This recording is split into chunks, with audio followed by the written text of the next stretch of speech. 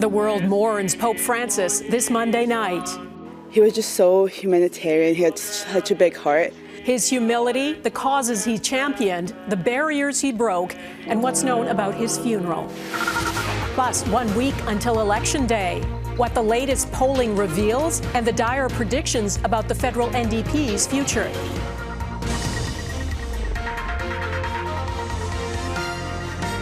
Global National with Donna Friesen.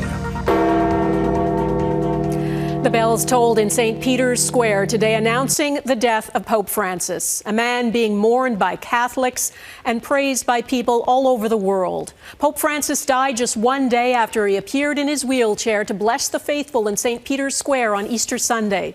His loss especially painful in Argentina, the homeland he left in 2013 when he was chosen to head the Catholic Church in Rome.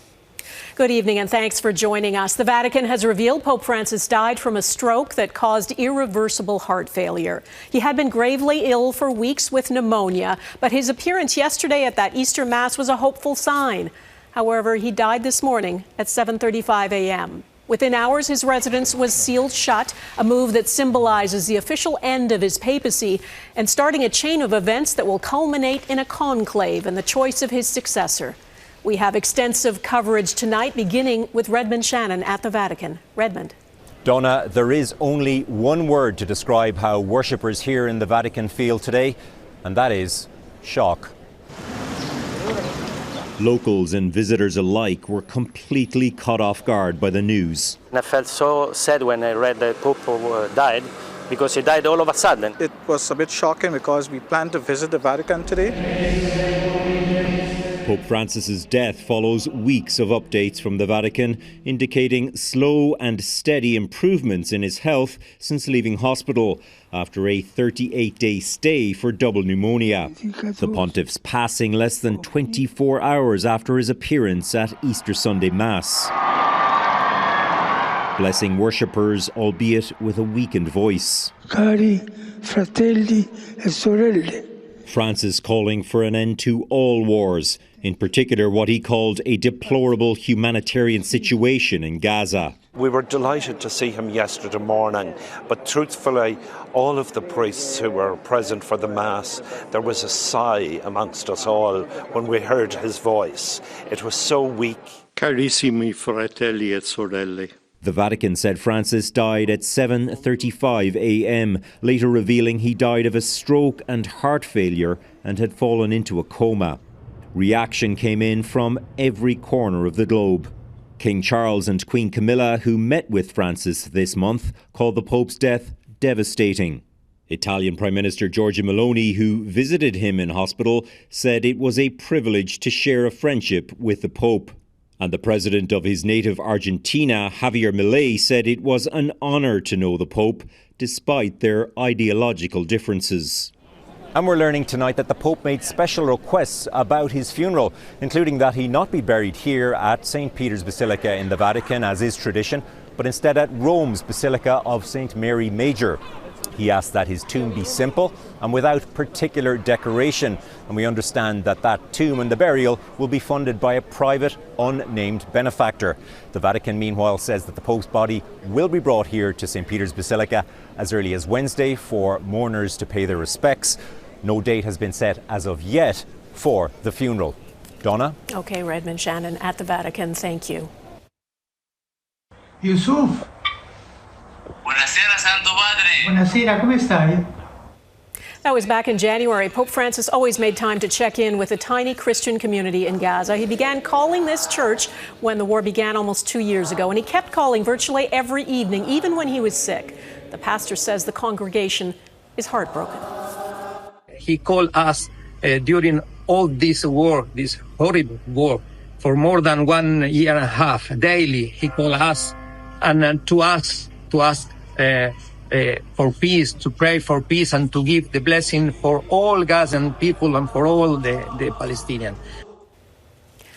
Ukraine's president has paid tribute to Pope Francis, posting the pontiff knew how to give hope, ease suffering through prayer and foster unity, and that he prayed for peace in Ukraine and for Ukrainians. He also said Ukraine grieves together with Catholics and all Christians who look to Pope Francis for spiritual support. Pope Francis was considered one of the more progressive popes in the Church's history, but he was forced to confront some long-standing, grave problems, especially the abuse of children by Catholic clergy. Eric Sorensen has a deeper look at the Pope's life and legacy. In the 2,000-year history of the Catholic Church, he was the first Pope from the Americas, and the first to take the name Francis after the saint who was devoted to the poor. A man of selfless humility, he washed the feet of prisoners, paid his own hotel bills, and was genuinely one of the people wherever he went. For millions of Catholics, a comforting figure to lead the Church in a time of upheaval. He was an example of loving everyone, no matter who you were. Jorge Bergoglio was born in Argentina, the son of Italian immigrants. He studied to be a chemist, but felt drawn to the Catholic Church, leading a simple life that anticipated his future papacy. Habemus Papam. We have a new pope, he declared. And an institution unyielding to change would, under Francis, explore new paths. He found fraternity and faith with other religions. He embraced science and human causes of climate change. And he showed tolerance in his views on homosexuality. Una persona è gay.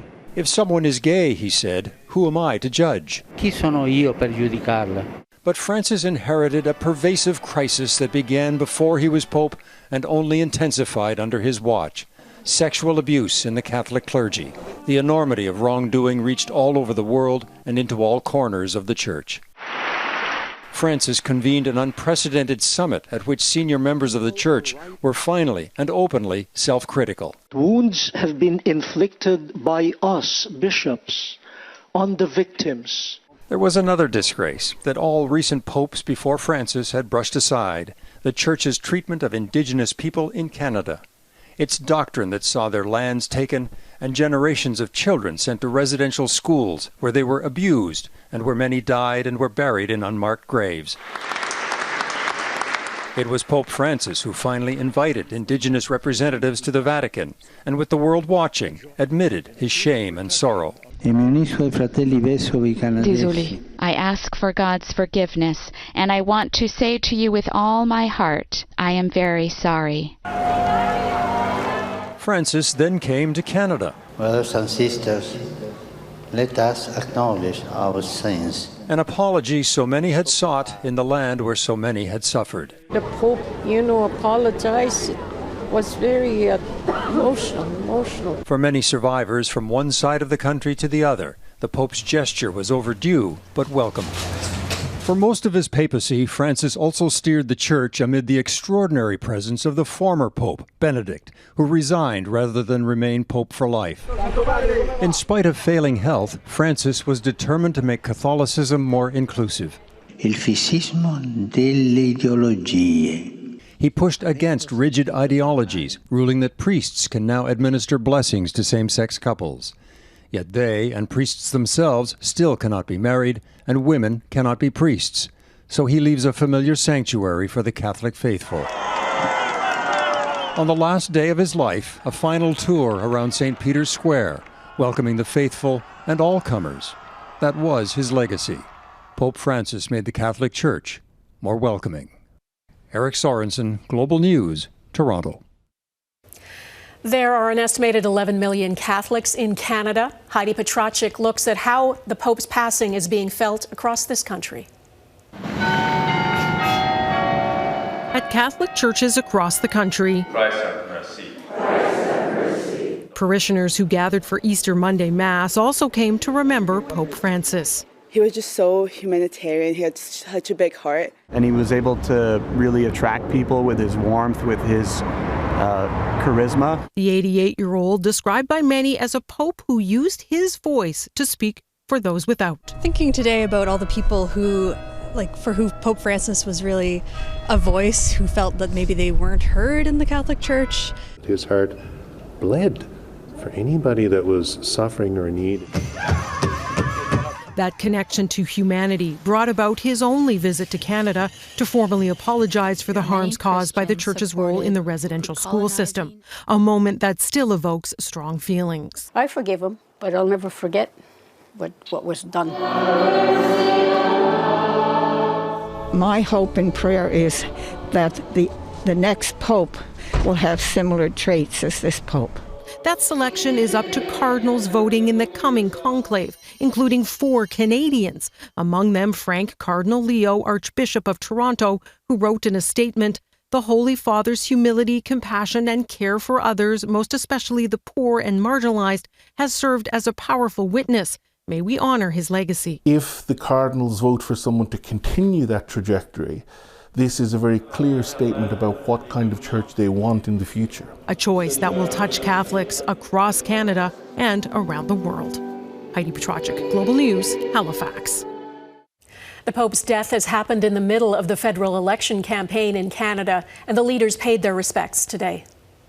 Pope Francis was a voice of moral clarity, spiritual courage, and boundless compassion.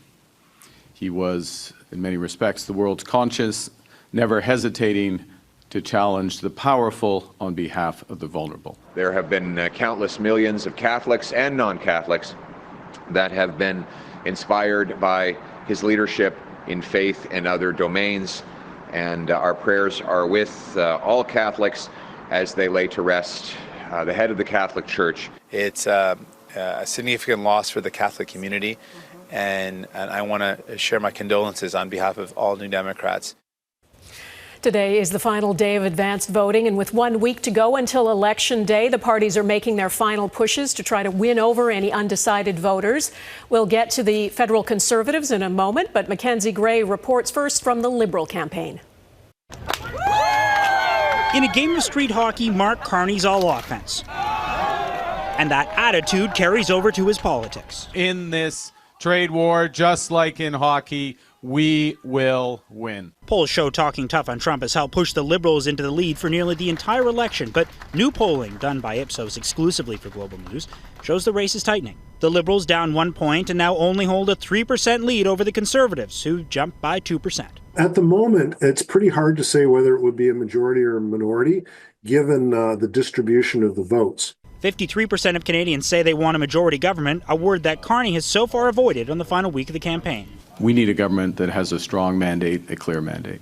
Building more hospitals. Carney has promised $129 billion in new spending and tax cuts over the next 4 years in his platform, which also includes $28 billion in unspecified cuts. But Carney mused that number could actually be bigger. We have a very prudent approach to our cost reductions. Okay?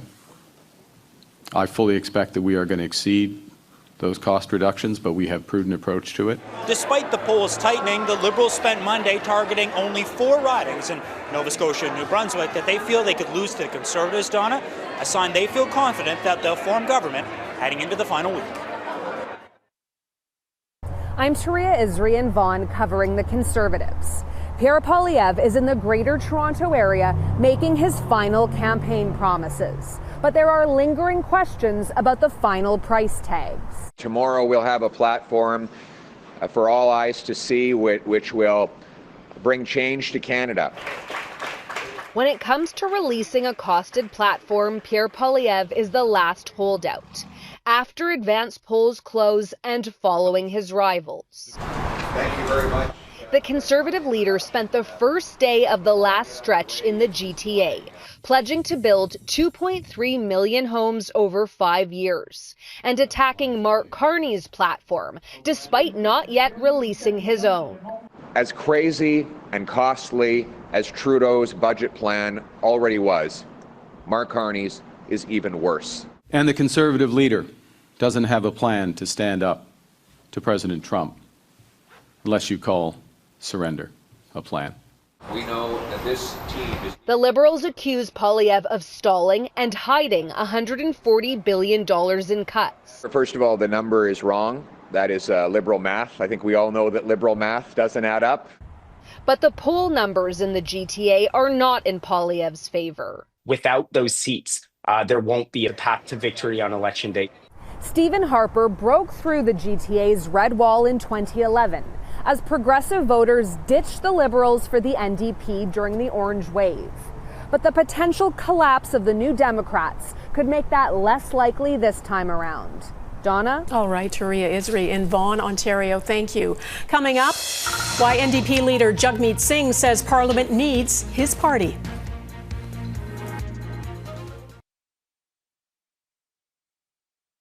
Federal NDP leader Jagmeet Singh appears to be facing an uphill battle in the final week of the campaign. Opinion polls suggest the party could win as few as 8 seats, and that would jeopardize its official party status.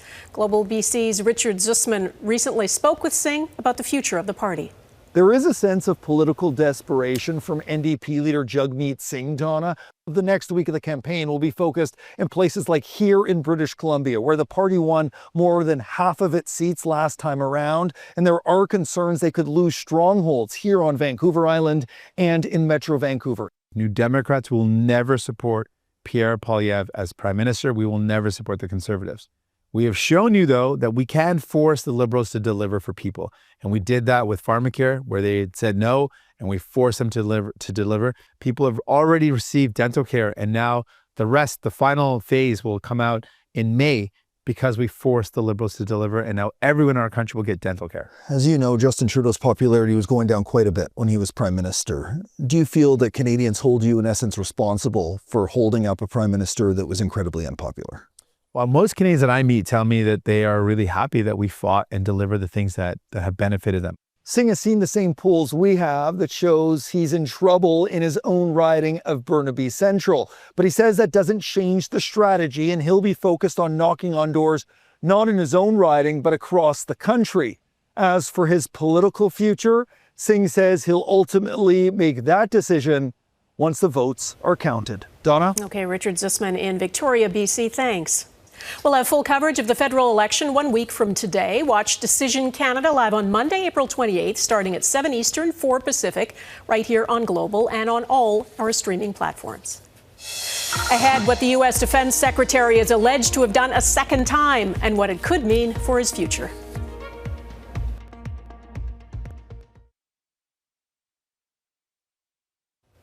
The U.S. Defense Secretary is under scrutiny again. Pete Hegseth is alleged to have shared sensitive national security information in a second group chat. Hegseth allegedly used his personal phone to send information about U.S. military operations in Yemen to a Signal group chat that included his wife and brother. A month ago, a journalist was mistakenly added to a group chat in which the Defense Secretary and others discussed plans to attack Houthi rebels in Yemen. Today, Hegseth dismissed the allegations, and President Trump backed him, saying he's doing a great job and everybody is happy with him.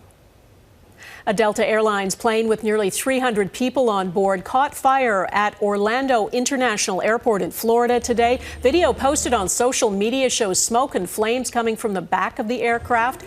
It happened after the plane had pushed back from the gate.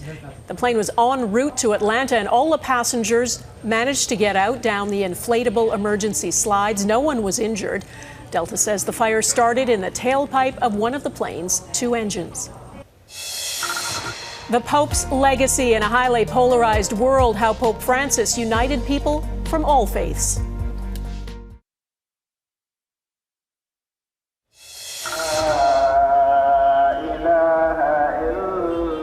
This is the Church of the Nativity in Bethlehem, believed to be the birthplace of Jesus Christ. The site where the church stands is sacred for both Christians and Muslims. Today, people of both faiths paid their respects to Pope Francis, honoring his push for universal peace.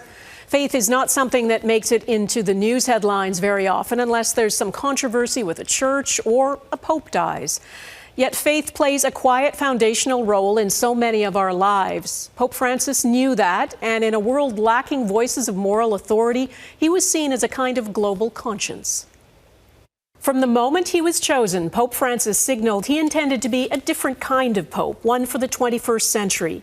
Yes, he upheld the church's rituals and doctrines, but he disliked the opulence and tried to reach deeper, embracing the sick, ministering to the homeless, washing the feet of prisoners. He believed in the innate dignity of every human being, no matter their faith or status. Over the years, world leaders and other influential people, including non-Catholics, wanted an audience with him. They knew his influence extended beyond religion. Even President Trump. two leaders with vastly different worldviews. The Pope was unafraid of rebuking Trump, writing recently about his deportations. What is built on the basis of force and not on the truth about the equal dignity of every human being begins badly and will end badly. Just days ago, he met King Charles and Queen Camilla. The King today praising the Pope's tireless commitment to the common causes of all people of faith and to those of goodwill who work for the benefit of others. From the Muslim Council of Britain, in these troubled times, his legacy reminds us that our faith calls us not to division, but to unity in addressing humanity's greatest challenges. At a time when politics is so divided and the world feels so uncertain, to many people, the Pope's death marks the loss of moral leadership. Former U.S. President Barack Obama wrote today, Pope Francis was the rare leader who made us want to be better people. In his humility and his gestures at once simple and profound, he shook us out of our complacency. May we continue to heed his call to never remain on the sidelines of this march of living hope. There are tributes at churches all over the world to Pope Francis today. Notre Dame Cathedral in Paris is one of them.